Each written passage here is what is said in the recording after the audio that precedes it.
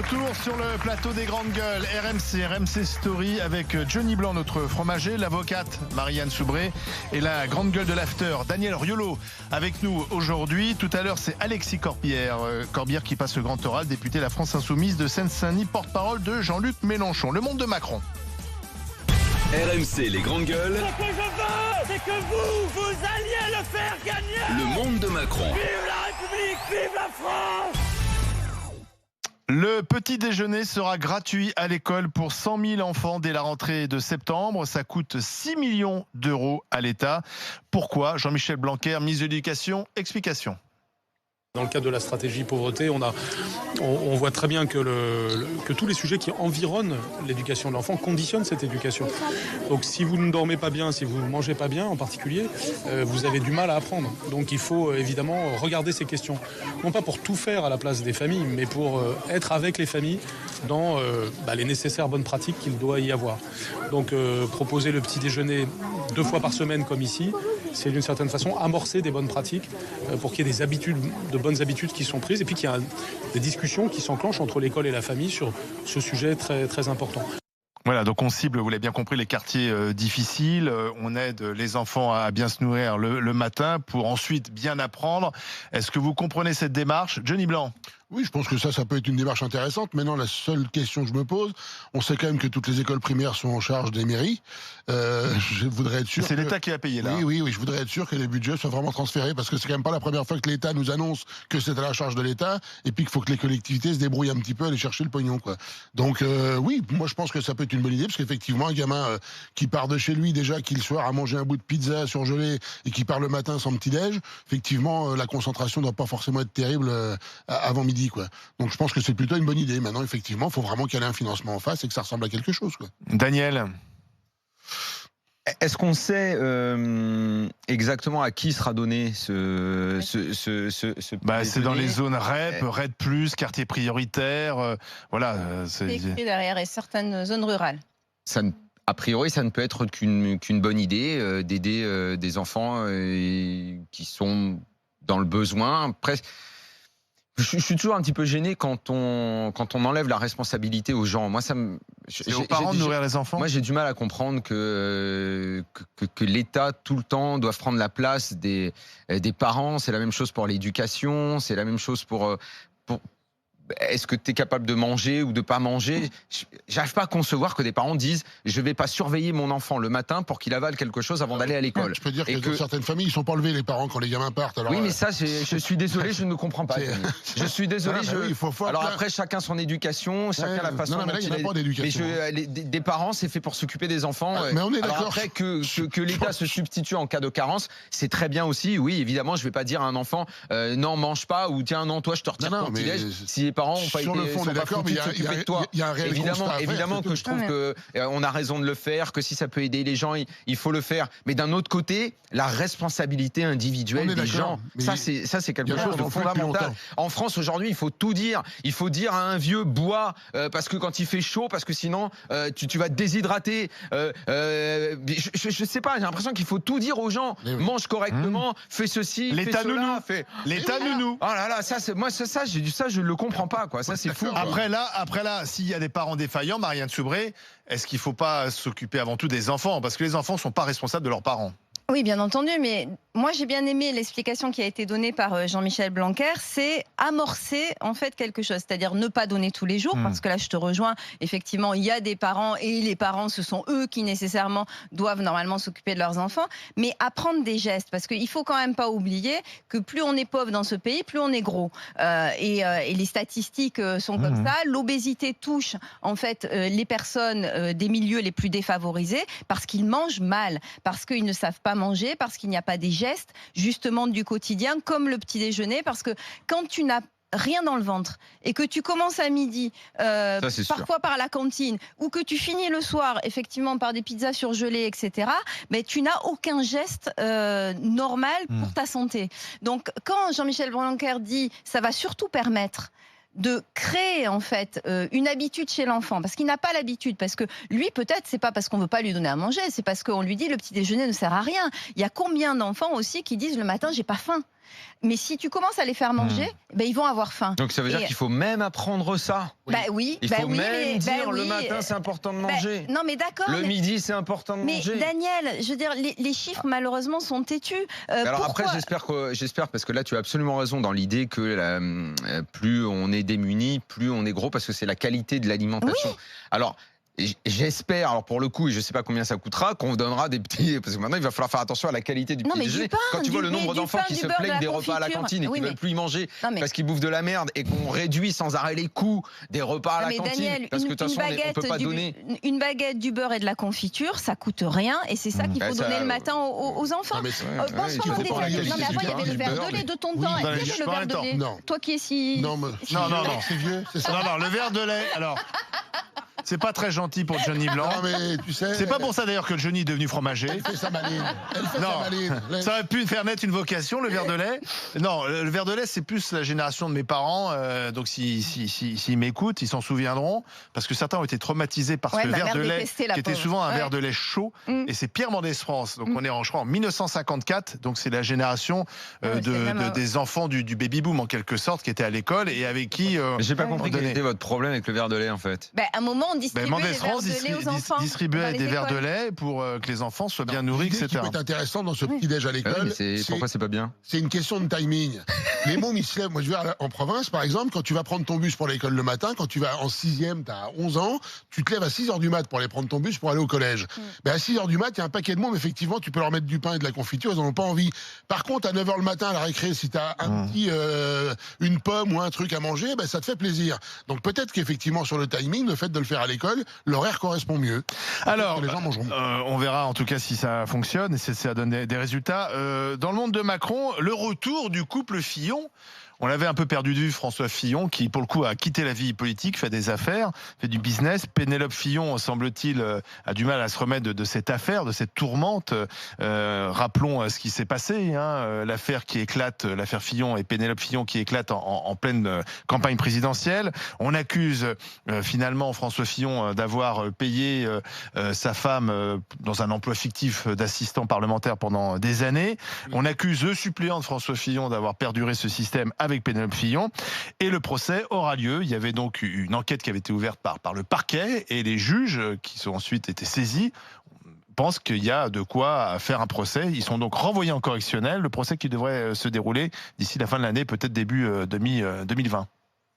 Une ordonnance de renvoi n'est absolument pas une déclaration de culpabilité. Non. Mais on pense quand même qu'il y a suffisamment d'éléments. Effectivement, l'ordonnance de renvoi dit après 2 ans d'investigation, c'est pas si long que ça, malgré ce que Johnny disait tout à l'heure. 2 ans. Après, c'est pas non plus l'affaire la plus compliquée à instruire. Pour ce qu'il y avait à instruire. Excuse-moi, ça me paraît Écoute, on parle de sommes qui sont aujourd'hui extrêmement importantes. On est sur un total d'1 million d'euros qui aurait été mal affecté, voire détourné, puisqu'il y a des renvois pour soit complicité de détournement, soit détournement, puisqu'il y a aussi l'ancien suppléant de François Fillon qui est renvoyé également. On verra ce que ça donne, mais disons que ce renvoi, s'il ne dit pas que François et Pénélope Fillon sont coupables, il dit quand même qu'il y avait matière à enquête. Oui, je pense surtout qu'il dit que je vois pas comment on peut instruire, et vu le bruit que ça a fait à l'époque pendant 2 ans, puis dire à la fin, non, en fait, il n'y a rien, donc il n'y aura pas de procès. Donc je pense que voilà pourquoi il y a un procès surtout. Mais je pense par contre que si ce procès, je vais dire, ils sortent coupables de ce procès, alors j'espère que ce sera un cas de jurisprudence et que tous les politiques les uns après les autres vont prendre la même chose. Parce que je te rassure, ce qu'a fait François Fillon avec son épouse, ou ce qu'on fait avec leurs enfants, c'est ce qu'on fait auprès de tous les politiques pendant 30 ans. Quoi. Ouais, mais ça veut pas dire que... Non, je dis, mais ça ne justifie pas. Sauf qu'il était candidat à l'élection présidentielle. Il l'aurait fait, attention quand même. Attention à ces accusations en général. S'il y en a un quand même qui n'a pas accusé François Fillon sur ce plateau, ça... Non, mais là, t'es en train de dire qu'ils sont tous pourris. Non, je dis pas tous pourris, je dis sauf seulement que ce truc-là, je vais dire, on l'a vu avec quand même beaucoup de députés. Oui, mais venant d'un candidat qui voulait le laver plus blanc, qui reprochait à Sarkozy d'être mis en examen, qui nous expliquait que on dépensait trop d'argent. Finalement, ça, c'est de l'argent public. Attention, Johnny, tu as l'air de dire, tu dis, ils avaient leur enfant et leur femme comme assistante à l'époque, ça n'était pas interdit, du moment que le travail était réel. Voilà. Le problème n'est pas d'avoir employé Pénélope, le problème c'est qu'on pense qu'elle n'a pas travaillé. Moi je trouve que c'est une bonne nouvelle. Il y a eu une instruction, on va dire, pour faire simple, une enquête. Je pensais que c'était long, moi, 2 ans, tu vois, Marianne, donc tu nous apportes l'information que c'est pas si long que ça. En tout cas, bon, j'imagine qu'ils sont arrivés au bout. Et pourquoi c'est une bonne nouvelle? Parce que, enfin, logiquement, c'est ce qui doit ressortir d'un procès, on va savoir la vérité. Puisque ça a mis en l'air sa campagne. Grosso modo, on peut dire qu'il aurait eu de grandes chances d'être élu. Il était le favori de la présidentielle. Savoir si, au final, on aurait pu avoir un président coupable de choses quand même loin d'être net, ou parce qu'il va plaider la relaxe, ou si au final, la vérité est justement il est relaxé, alors là, ça sera quand même... Est-ce qu'il pourrait revenir en 2022? Alors, Maître Le Borgne... Ce serait terrible. Alors, Maître Le Borgne, que j'avais hier sur BFM TV, dit ceci qui est assez intéressant. Il dit, comme cette mise en examen a eu des conséquences politiques considérables, parfois les juges sont obligés d'aller au bout. Ah oui, parce que t'imagines qui prendra la responsabilité? Quel juge prendra la responsabilité de dire que... Je termine. Quel juge prendra... C'est ce que dit Le Borgne. Hein. Moi, je sais pas, je suis pas juriste. Mais enfin, c'est Maître Le Borgne, il est un grand avocat. Il dit, beaucoup de juges préfèrent suivre le chemin. Quel juge prendra la responsabilité de dire, maintenant, finalement, il n'y a rien à reprocher à Fillon? Ça voudrait dire que cette présidentielle, cette mise en examen, ne reposait sur rien. Non, je peux pas te laisser dire ça. Non, mais c'est Le Borgne. Oui. Ah oui. Alors on vient de crier. Sera demain dans les grandes gueules. Oui, il sera demain dans les grandes gueules. Merci Paul, on t'a entendu. Mais c'est Thibault le réalisateur. Je pense qu'on a bien compris que Maître Le Borgne, qui est par ailleurs l'avocat de Carlos Ghosn, sera dans les grandes gueules. Aurait-il appuyé sur un mauvais bouton? Je pense. Oui. C'est le bouton vert, hein, pas le bouton rouge. C'est le fil rouge. C'est ça, le fil rouge. Alors, Marianne, t'es pas d'accord avec ce que dit Le Borgne? Non, alors, je pense, il a raison jusqu'au stade du renvoi en correctionnel. C'est que je pense qu'effectivement, ça aurait été extrêmement compliqué que ça fasse pchit au stade de l'instruction. Mais le renvoi en correctionnel est peut-être justifié par le fait qu'il fallait justifier aussi de tout le bruit qu'il y a eu pendant la campagne.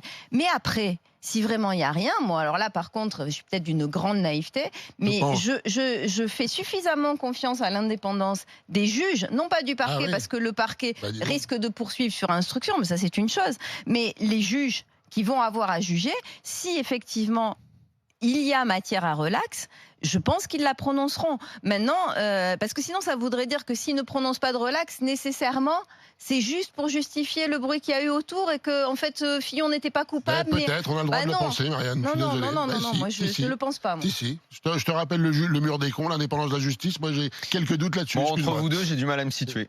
Ouais, moi aussi. Parce que c'est vrai. Sur l'indépendance des juges, les juges, c'est des hommes et des femmes comme les autres, avec leurs opinions, avec parfois leur procès d'intention. Moi, je ne crois pas du tout à la justice infaillible. Ça n'existe pas parce que c'est une justice humaine. Bien sûr, elle est humaine. Et on a vu quand même l'histoire de la justice, aussi l'histoire d'erreurs judiciaires, de gens mal jugés, mal condamnés. C'est le pouvoir, parmi les 3 pouvoirs, qui est quand même le moins contrôlé, qui souffre le moins la contradiction. Il y a une sorte d'immunité du juge qui a... On ne peut pas le remettre en cause. Qu'on ne remet pas en cause et qui a toujours raison. Et on oublie, tu as raison de dire que ce sont des hommes. Et cet épisode du mur des cons, je trouve même qu'à l'époque, on n'en avait pas fait assez là-dessus, tellement c'était... abominable ce qu'on a découvert à ce moment-là. Et autant le politique est contrôlé, par exemple dans le cas de Nathalie Loiseau, même pour un truc qui a 35 ans, on vide toutes les poubelles, les pouvoirs sont contrôlés, celui de la justice parfois. Et pour terminer sur une note positive, Stéphanie Frappard, vous savez qui c'est? Oui. Lui, oui.